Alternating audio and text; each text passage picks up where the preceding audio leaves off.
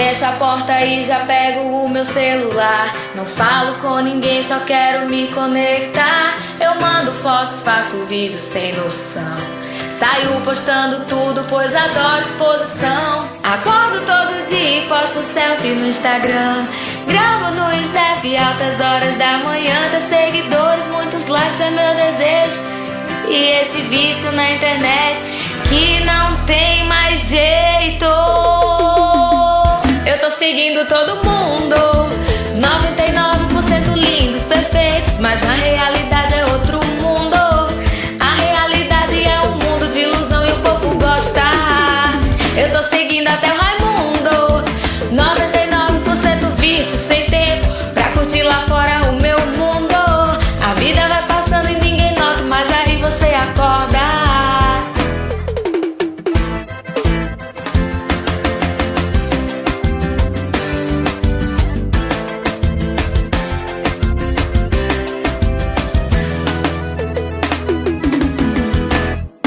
Eu já escuto gritos me chamando pro jantar. Quando chego na mesa estão todos no celular. Peço café, manteiga, queijo e um pão, mas infelizmente ninguém me dá atenção. Vejo que a internet cada vez é mais vilã.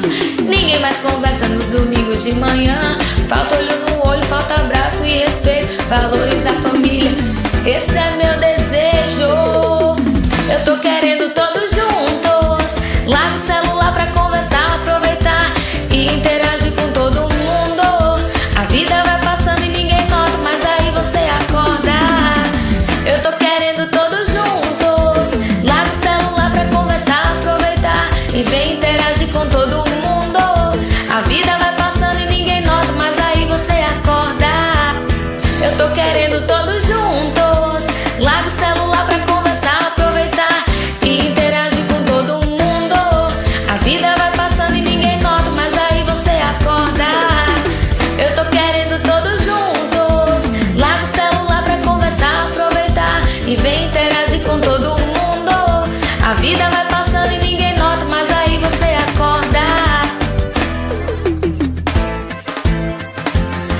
Gente, acho que essa mensagem é bem importante nesses dias de hoje. Com tanta tecnologia, a gente acaba esquecendo de conversar, de olhar no olho. Então, vamos valorizar a família, os amigos e todo mundo que tá à nossa volta, porque amanhã pode ser tarde demais, né? Um beijo, obrigada pelo carinho. Fui!